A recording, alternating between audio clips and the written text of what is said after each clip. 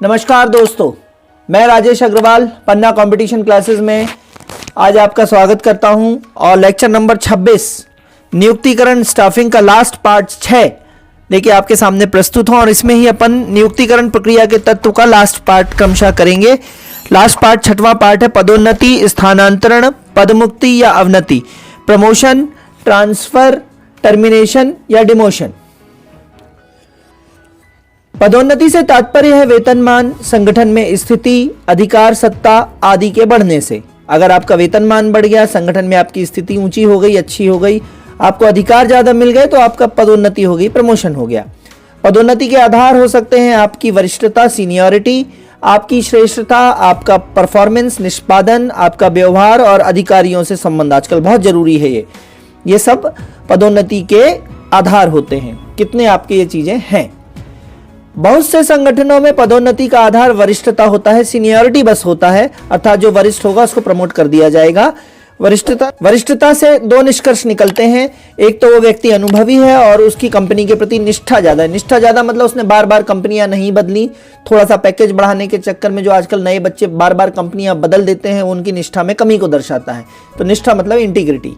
तो अनुभव भी है, निष्ठा भी है, ये वरिष्ठता से झलकता है। फिर कुछ संगठनों में पदोन्नति धीमे धीमे होती है तो कुछ कंपनियों में बहुत तेजी से ऊपर पहुंचा जा सकता है। ये कंपनी की पॉलिसी पे डिपेंड करता है ना। जैसे विप्रो आपने सुनी होगी। विप्रो एक कंपनी है, छोटे कर्मचारियों की क्षमता परख लेती है, वो परख कर उन्हें तैयार करती है और शीघ्र ही पदोन्नत कर बड़े पदों पर बैठाती है। विप्रो में ऐसे कई एग्जाम्पल्स मिल जाएंगे जहां बहुत छोटे लेवल पे कर्मचारी था और वो अपने प्रयासों द्वारा और अपने कैपेसिटी के द्वारा एकदम से बहुत बड़ी पोजीशन पे पहुंच गया। चंदा कोचर को आप जानते होंगे, आईसीआईसीआई बैंक की चंदा कोचर। पहले आईसीआईसीआई बैंक में उन्होंने एज ए सेल्स छोटे पद पे ज्वाइन किया था और बाद में वो उसकी सीईओ बनी।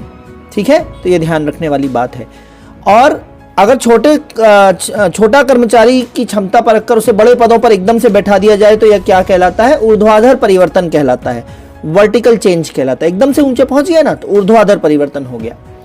फिर स्थानांतरण का तात्पर्य है किसी कर्मचारी को उसी वेतन तथा पद स्थिति पर, वेतन भी वही है, उसकी पोजीशन भी वही है, पद स्थिति भी वही है, एक कार्य से या स्थान से या विभाग से दूसरे में लगाना, यह कहलाता है स्थानांतरण। और स्थानांतरण कैसा होता है? समतलीय होता है या क्षैतिज होता है? एक ही प्लेन में होता है। क्षैतिज होता है, हॉरिजॉन्टल परिवर्तन का सूचक है। जबकि छोटे से बड़े पद पे एकदम आ जाना क्या है? ऊर्ध्वाधर परिवर्तन। और स्थानांतरण क्या है? समतलीय या क्षैतिज परिवर्तन। परीक्षा में पूछा जा सकता है।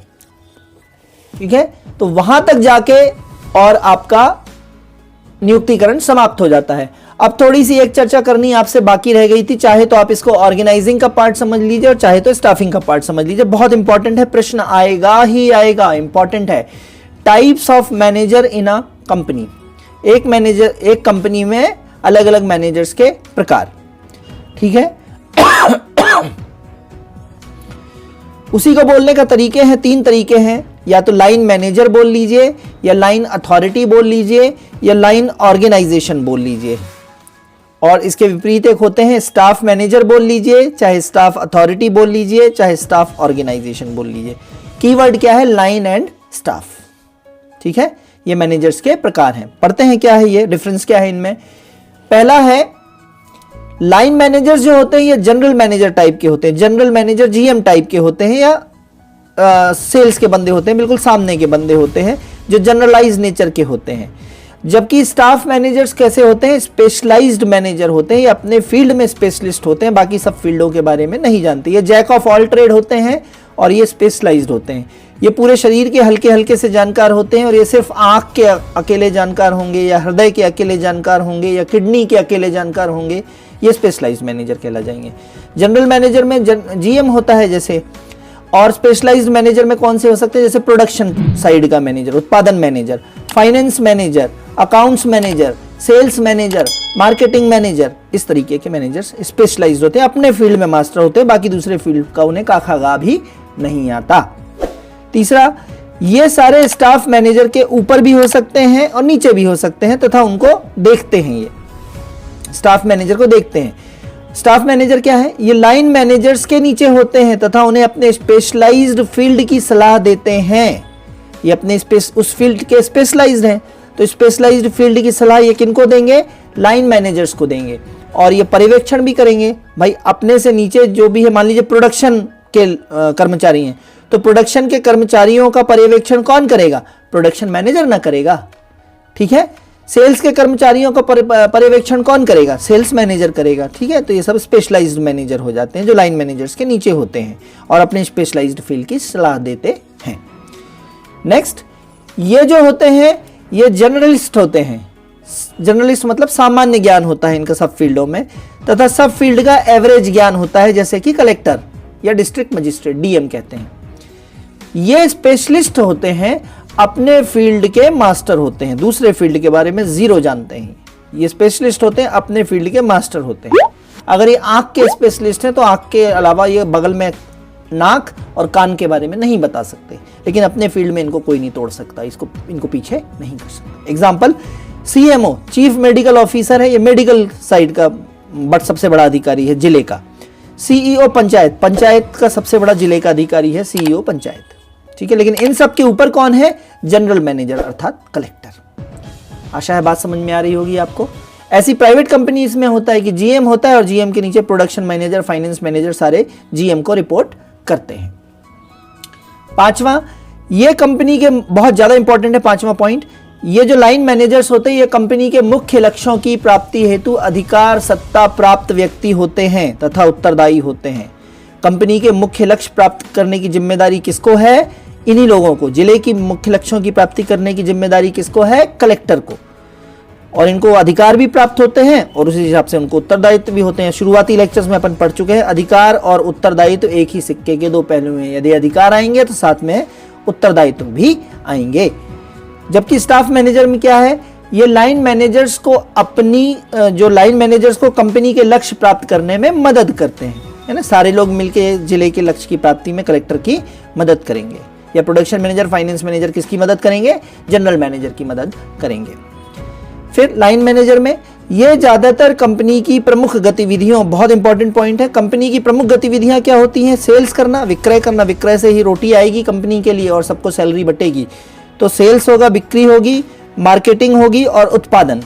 तो ये ज्यादातर कंपनी की प्रमुख गतिविधियों जैसे सेल्स, मार्केटिंग तथा उत्पादन से संबंधित होते हैं, जबकि स्टाफ मैनेजर कम महत्वपूर्ण कार्य जैसे human resource, finance, operations, purchase मतलब खरीदारी, लीगल मतलब कानूनी कार्य, मेंटेनेंस कंपनी का मतलब मशीनों का मेंटेनेंस, टेक्निकल सपोर्ट मतलब कंप्यूटर आदि का सपोर्ट, ये सारे कम महत्वपूर्ण काम हैं इनके मुकाबले। कम महत्वपूर्ण तो कुछ भी नहीं होता है ना, एक छोटा सा नट बोल्ट भी मशीन में बहुत बड़ी चीज होता है, लेकिन इनके मुकाबले ये कम महत्वपूर्ण कार्य हैं। सेल्स, मार्केटिंग और उत्पादन के मुकाबले finance, operations, purchase, legal, maintenance, technical support आदि कम महत्वपूर्ण कार्य हैं और ये किनको सौंपे जाते हैं? स्टाफ मैनेजर को सौंपे जाते हैं। ये सेल्स तथा उत्पादन की मुख्य गतिविधियों से सीधे नहीं जुड़े होते हैं। जो स्टाफ मैनेजर्स होते हैं, सेल्स मतलब बिक्री और उत्पादन मतलब प्रोडक्शन की मुख्य गतिविधियों से नहीं जुड़े होते हैं। Very important point. दोस्तों, आपको लेक्चर पसंद आ रहे हैं तो लाइक, सब्सक्राइब और शेयर करिए। बेल आइकन पर जरूर प्रेस करिए, क्योंकि बहुत सारे नए वीडियोस लाने वाला हूं मैं, उसकी समय पे अपडेशन आपको मिलती रहे। और यदि आप नोट्स नहीं बना पा रहे हैं तो हमारे टेलीग्राम चैनल पर जाके नोट्स को एक्सेस कर सकते हैं, है ना। और लिंक जो है इसी लेक्चर में नीचे की तरफ दी हुई है। अब बात करते हैं लाइन और स्टाफ मैनेजर। चूंकि अलग अलग मैनेजर है, एक जनरल मैनेजर है, एक अपने फील्ड का स्पेशलाइज्ड है, एक महारथी अपने फील्ड का, तो दोनों के बीच में कॉन्फ्लिक्ट होंगे। कॉन्फ्लिक्ट मतलब दोनों के बीच में क्या होंगे? विवाद होंगे। तो लाइन तथा स्टाफ वर्कर्स के बीच मतभेद बहुत होते हैं, और हों भी क्यों ना, इसके निम्न कारण है। पहला, लाइन मैनेजर्स या लाइन एम्प्लॉइज जो होते हैं ये सामान्यतः वरिष्ठ उम्र के लोग होते हैं, क्योंकि जनरल मैनेजर कब बनेगा? बहुत अनुभव के बाद वो प्रमोट होके पहुंचा है जनरल मैनेजर पे। तो लाइन मैनेजर या एम्प्लॉइज सामान्यतः वरिष्ठ उम्र तथा ज्यादा अनुभव वाले होते हैं, जबकि स्टाफ एम्प्लॉइज नई उम्र के, पढ़े लिखे, स्मार्ट दिखने वाले, अपने क्षेत्र में माहिर लोग, स्पेशलाइज्ड लोग होते हैं, जो बूढ़े खूसट लाइन मैनेजर के सामने झुकना नहीं चाहते। उनको लाइन मैनेजर क्या लगता है? अरे ये बुढ़ा खूसट है, अब ये पुराना हो चुका है, वरिष्ठ हो चुका है ना। जबकि स्टाफ मैनेजर कैसे होते हैं? नए बंदे होते हैं, अपने फील्ड के मास्टर होते हैं, तो वो अपने आप को आगे समझते हैं। लाइन मैनेजर सोचते हैं कि हम अनुभवी हैं। है ना। तो लाइन मैनेजर क्या कहता है, स्टाफ मैनेजर को, जो स्मार्ट होता है, अपने फील्ड में स्पेशलिस्ट होता है, उसको क्या कहता है लाइन मैनेजर। लाइन मैनेजर उसे कल का छोकरा मुझे सिखाएगा कहकर नाराज हो जाते हैं। और वो कहता है कि ये बुड्ढा खुसट हमें क्या सिखाएगा, और वो कहते हैं ये कल का छोकरा मुझे क्या सिखाएगा। लड़ाई तो होनी ही है। दूसरा, लाइन मैनेजर कहते हैं कि स्टाफ मैनेजर को अनुभव नहीं है क्योंकि वो नए नए बच्चे आए हैं, स्पेशलाइज्ड हैं, लेकिन जबकि स्टाफ कहते हैं कि लाइन वाले उनको इग्नोर कर रहे हैं, उनकी अवहेलना कर रहे हैं, उनसे कुछ पूछते ताछते नहीं है, अपने लेवल पे सब डिसीजन ले लेते हैं। तो ये दोनों कारण जो है इनके बीच क्या है, मतभेद या कॉन्फ्लिक्ट के कारण है।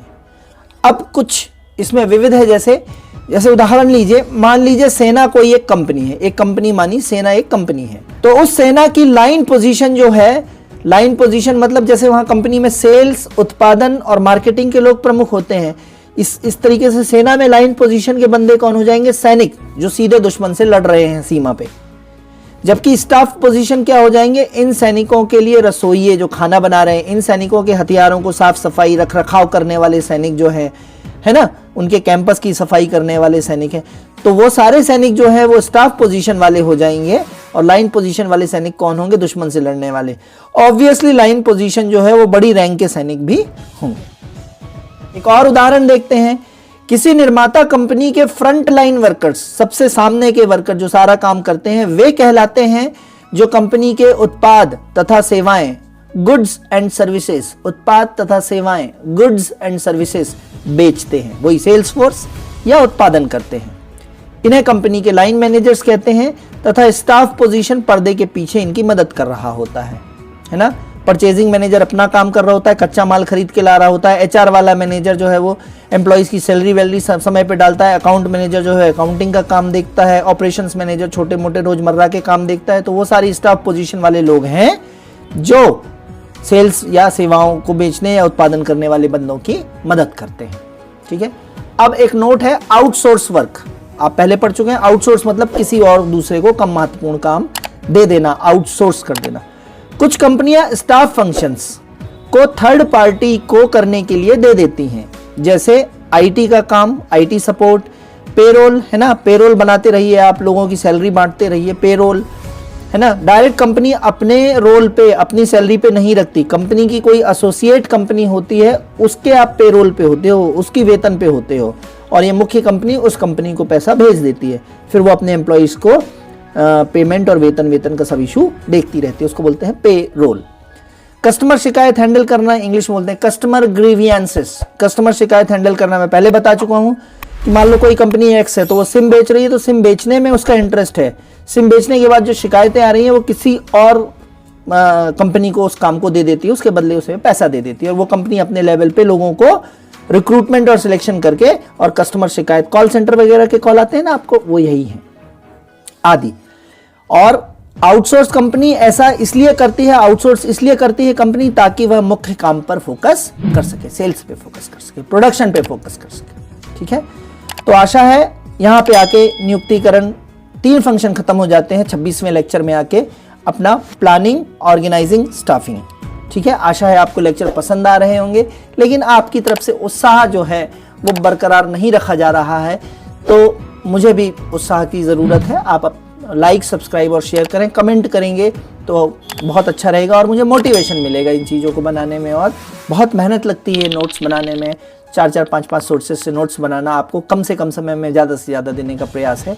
आज के लिए यहीं रुकता हूँ। धन्यवाद। Thank you.